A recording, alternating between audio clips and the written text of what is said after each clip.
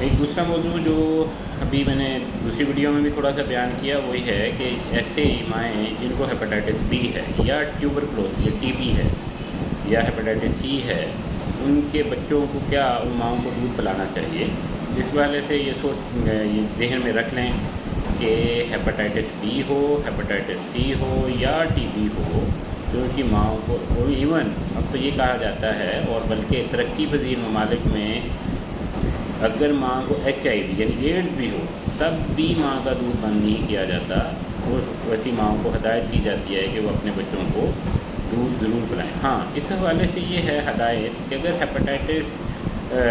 Be ہے اس کے حوالے سے میں نے آپ کو گائیڈ لائن بتا دی، لیکن اگر ٹیوبرکلوسز ہے، ٹی بی ہے، ماں ایکٹیو ٹی بی ہے، اس میں یہ ہوتا ہے کہ نوزائیدہ بچے کو ہم جو ہے کہ ٹی بی کی دوائی جس میں صرف ایک ڈرگ جسے INH ہم کہتے ہیں وہ 10 ملی گرام پر کے جی کے حساب سے عمومی طور پہ شروع کروا دی جاتی ہے 6 ہفتے کے لیے،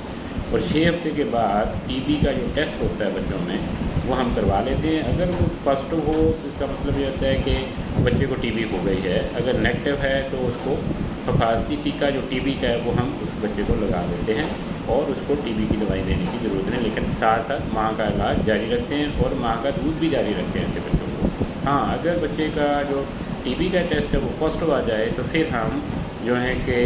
جو 2 یا 3 دوائیاں جو ٹیوبرکلوسس کے یا ٹی بی کے علاج کے لیے ہیں وہ شروع کروا سکتے ہیں بچوں کو.